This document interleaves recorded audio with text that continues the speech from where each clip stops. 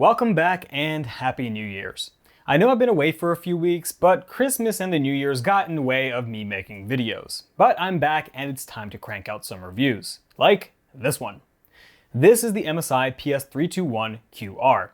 When MSI reached out and asked, hey, want to check out one of our creator monitors? I was pretty hesitant because I'm not much of a creator. Sure, I create YouTube videos, but because I used to shoot on a Sony a6400, I was limited to non-RAW 8-bit files with a chroma subsample of 420, so there was not much room for me to work on my colors, shadows, or whatever I needed to adjust in post. I say used to because now I'm using the Sony a7S III. Anyway, MSI got rid of my hesitation by adding that this creator monitor is not just a monitor meant for creative professionals, but also a gaming monitor that goes all the way up to 165 Hz. Now they're speaking my language, because I'm not the most qualified when it comes to the creative aspects of a monitor, but I'm definitely more than qualified when it comes to gaming. That won't stop me from trying to expand my horizon though. Before we begin, I want to give a massive thanks to Tim from Hardware Unboxed. I've been using Portrait Kalman's home software for all my previous reviews. For this review, as well as all upcoming reviews, I'll be using Portrait Kalman Ultimate, which is way more advanced than what I was used to. I posted a community question asking if anyone who was familiar with Portrait's business software could reach out and give me some lessons since I was struggling to teach myself. And someone posted a screenshot of my post to the Hardware Unboxed Discord, to which Tim messaged me and taught me everything I needed to know and answered all my questions. It'll still take some time for me to master the software though. So thanks to those who brought Tim to my attention, and especially thanks to Tim for taking the time out of his day to help an idiot like me. Also, one more quick thing. You can now become a channel member, so if you want to throw away your money, the best way to do that is by clicking the join button next to the subscribe button, which only shows up on desktop and not mobile. You'll get cool colored badges, which the colors are based off of old school RuneScape because that's the best game in the world, and some other stuff depending on how much of your life savings you want to give me. So don't delay, throw your money away. Please, Kalman Ultimate with $3,000, help me out here. Okay, let's start with some of the basics. The MSI PS321QR is 32 inches, has a 1440p 165Hz fast IPS panel, has 8-bit plus FRC to simulate a 10-bit color depth, which can only be enabled up to 120Hz, not 165Hz, and also has FreeSync Premium Pro. It MSRPs for $850, but I've been seeing it on sale everywhere for the past month for about $750 and sometimes $700 on Amazon, and even lower on Newegg. And for that price, it's a hell of a deal, and you'll see why in a minute. The design is very businessy and plain. The base is a square base instead of legs, which I prefer because it doesn't take up a lot of desk space. It's made of metal, covered in plastic, and has this mirror trim to reflect your bright future. The stand is also made of metal, covered in plastic, has this cool architecture looking design, and has this adjustable plastic wire holder. The monitor itself is pretty plain, with the exception of the center where the stand mounts, including some RGB to remind you that this monitor is also for gamers. It also includes 100 by 100 VESA mounting support. It tilts -5 to 20 degrees, has 100mm of height adjustment with about 30mm of ground clearance on the lowest position. It has 35 degrees of swivel, and no pivot, probably because it's so massive. The front of the monitor is pretty standard, including MSI's engraved branding, but it's not painted, so it looks like there's nothing there when you're looking at the monitor. There's also two buttons, one on each corner. The one on the right is the power button, and the one on the left has this letter P. What this P does is when you press the button, it opens up the Creator OSD software so you can quickly adjust whatever you need to. The chin and the bezels are pretty thin, with the bezels being about 9mm thick and the chin being about 24mm thick. There's also a magnetic hood that you can install if you want to block out external ambient lighting. For input-output, it has two HDMI 2.0 ports, one DisplayPort 1.4 port, a USB Type-C DisplayPort, a Y-type audio jack port, which the monitor does include the cable for, a USB 3.2 Gen 1 Type B port to power the three USB 3.2 Gen 1 Type A ports on the bottom and the side of the monitor, a headphone and microphone jack, and an SD card reader, which as a creator is a major quality of life feature. You would almost say it's a necessity. Overall, it's just a plain monitor that doesn't have anything crazy going for it, minus the RGB in the rear, and has pretty much everything you would need. Okay, enough of the small stuff, let's jump right into the panel's performance. Simply put, this panel is phenomenal, especially for its $850 MSRP. It has a typical brightness of 435 nits, a contrast ratio of 965:1, and when it comes to the gamut coverage, it covers an amazing 100% of the sRGB and Adobe RGB color space, 95% of the DCI-P3 color space, and get this, 84% of Rec 2020. That's freaking nuts! Like, yeah, there are other monitors that have higher Rec 2020 coverage, but for a monitor that not only costs $850, but also has a 165Hz panel, that's freaking amazing value if you ask me. But it's not all perfect, because the accuracy of this panel isn't as good. Starting with sRGB and with a color saturation sweep, take a look at the white boxes and the colored circle. None of them, with the exception of the whites and one yellow, lands where it's supposed to.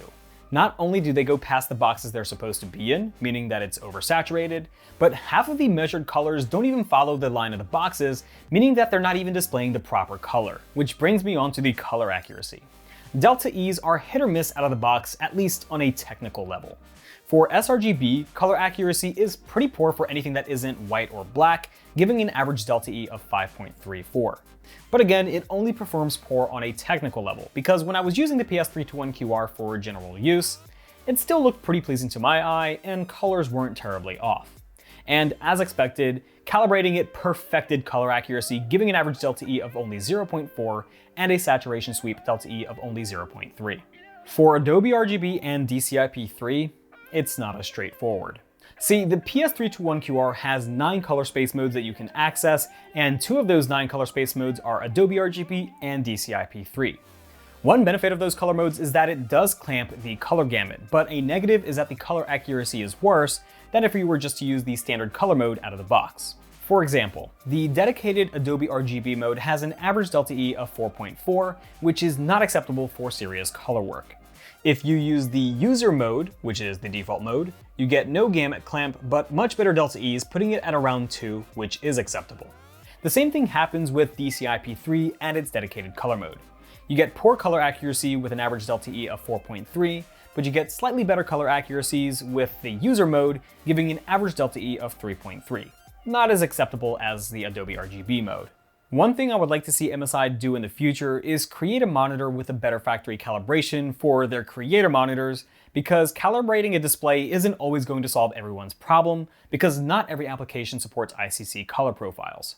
And if the application you're working on doesn't support ICC color profiles, then you're going to be stuck with a monitor with poor accuracy and you can't do your job.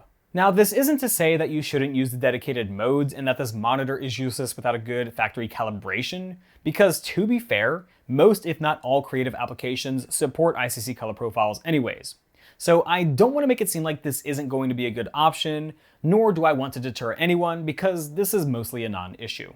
Speaking of color profiles, if you guys want to know how to calibrate your monitor, you can click on the pop-out banner over here. And if you want to download my color profile to try out for yourself, I'll leave a link in the video description. Just keep in mind that every monitor, even if it's the same monitor, has a different factory calibration, and this may or may not fix any inaccuracies with your display. It might work, it might not. This profile is made for my particular monitor.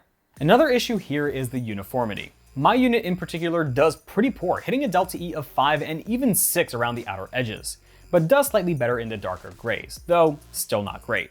This is another one of those things that varies from unit to unit, just like the factory calibration, so your unit may be better than mine. IPS glow is about average, but another thing I didn't like about this monitor is the vignetting effect. There's no actual vignetting issue with this panel, but with this monitor set up in a distance I would typically use a monitor, about 20 inches away, it has this dark effect all around the edge of the panel. I'm not sure if the camera will capture it, but if you've ever seen a lower end LG TV up close, and maybe even their monitors, you'll know exactly what I'm talking about. Okay. I swear that's enough of the bad stuff, because the viewing angles on this panel are very good. It's not the absolute best like the Dell S2721DGF and the LG 27GN850, but it's still very good. Another thing I like is the creator-focused OSD features. What features, you may ask? Features I never knew would exist on a monitor. For example, on the OSD, whether you use the one built into the monitor or the software-based one, you can access some screen assistance options which allow you to display any of the following: a ruler on the center or the corner of the display, a scale that you can display vertically or horizontally, a reference line that can also be displayed vertically or horizontally, a grid line or grid point, roll of thirds, and 3D motion sickness assistance, which I'm just assuming adds these thick borders on the edges of the display to prevent or lower the chances of 3D motion sickness. Just so you know, this monitor isn't 3D capable, so I'm not sure why this has this feature. Now, not only can you adjust the colors of the screen assistant, which you can select white, cyan, or black, but if you want to use the ruler, you can change it from inches, which is the default because I'm American, to centimeters, as well as the position of the X and Y axis of the ruler. Next is the gaming performance. As I mentioned earlier, the PS321QR has a 165Hz panel, which should be good for somewhat competitive gaming, and games with high visual fidelity because of its 1440p resolution, giving a pretty good pixel density even with its large 32-inch screen size. We'll start with the pixel response times. The PS321QR includes 3 overdrive settings named Normal, Fast, and Fastest, as well as a backlight strobing setting. Starting with just the PS321QR, this is how it does at 165Hz. Overall, it performs average for this category of monitors, but one weird thing about this monitor is the backlight strobing. There's nothing wrong with the backlight strobing itself, but for some reason you can't change your overdrive setting while backlight strobing is turned on. You have to turn it off, change your overdrive setting, then turn the backlight strobing on again to be able to make any kind of changes to your overdrive setting. Hence why you see 2 pictures of backlight strobing. One with massive overshoot and one without massive overshoot, or any at all. Now go ahead and memorize this because now it's time for the comparison.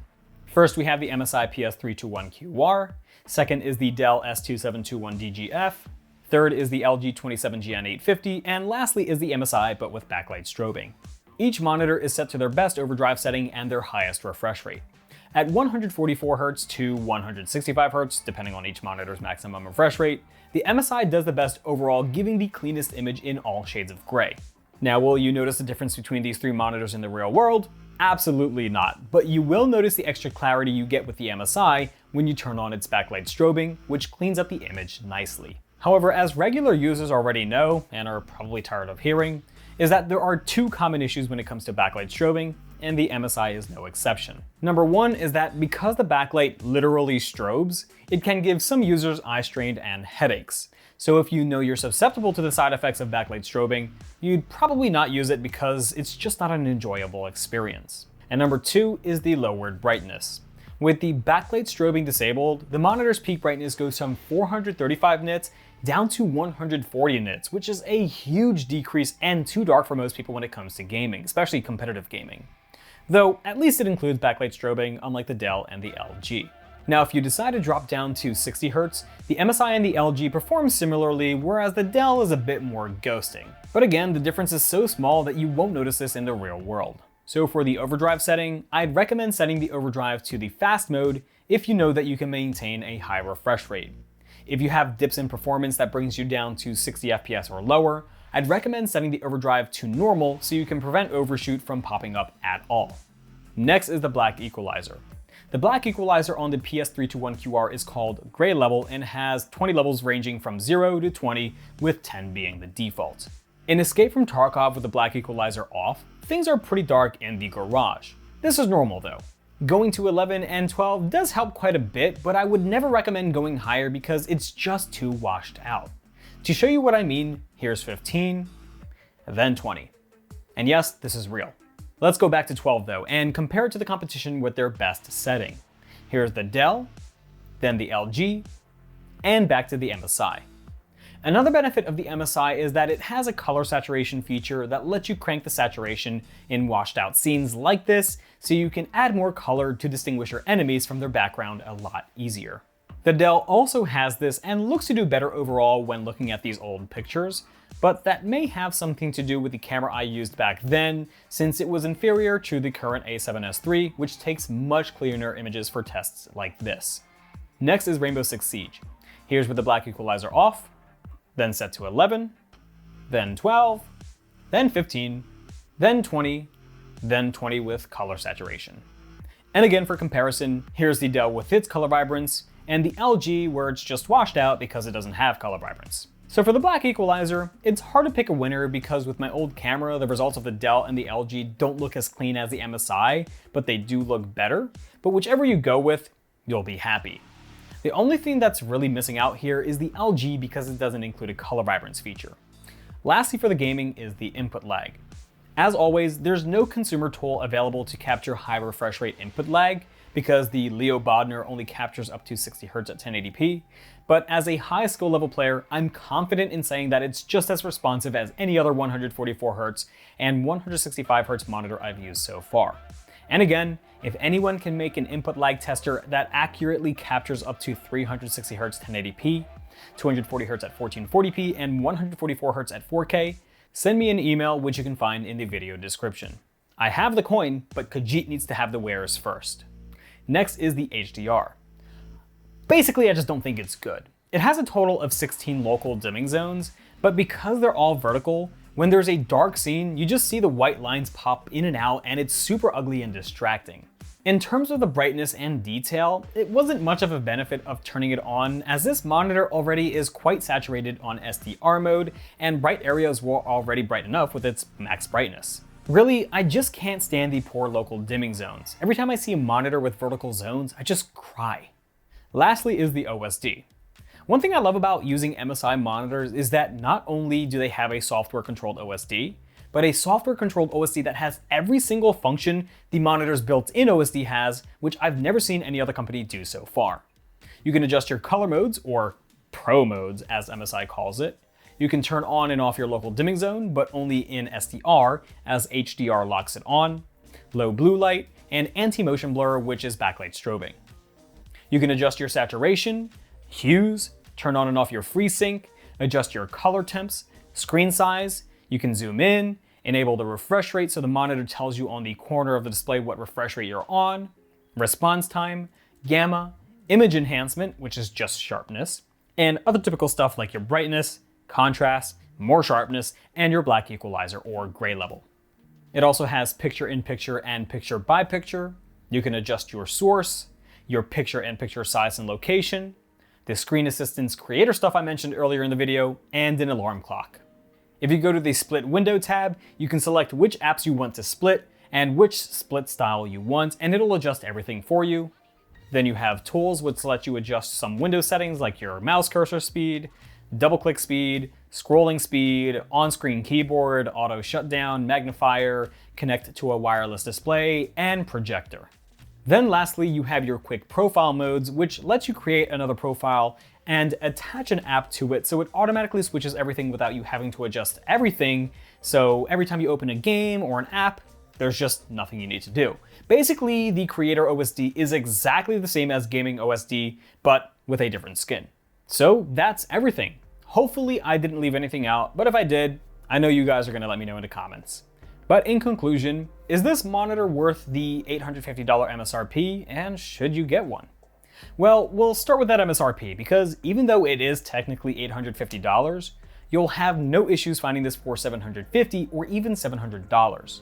And at that price, I think it's a no-brainer if you're a gamer that's also a creator, or vice versa, whatever your priority is. The only thing that I think will deter some buyers is the screen size. At 32 inches, it's massive, and I personally would have preferred a 27-inch screen size with a higher pixel density. Though, to be honest, I'm not the target market for this kind of monitor, so I have no clue what I'm talking about. Maybe large screen sizes are standard for the creator field.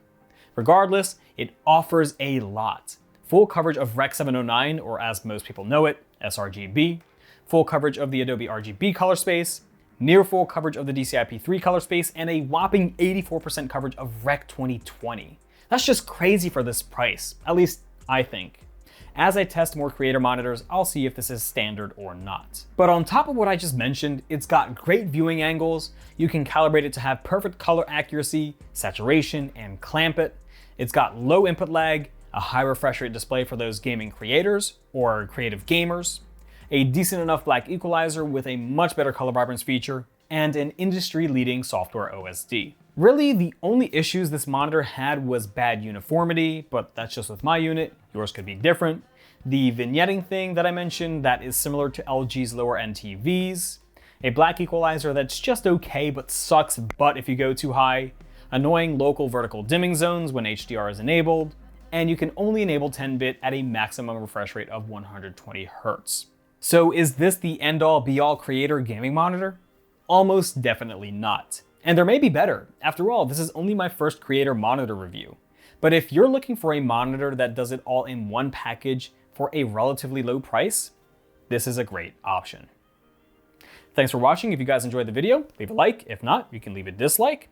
If you want to check out any of the stuff I featured in this video, check out the links in the video description. Follow me on my socials if you want to see some cool pictures, upcoming reviews, all that kind of stuff. You can also see that in the video description. And have a great day every day. Peace. Oh, and don't forget to join. Give me your money.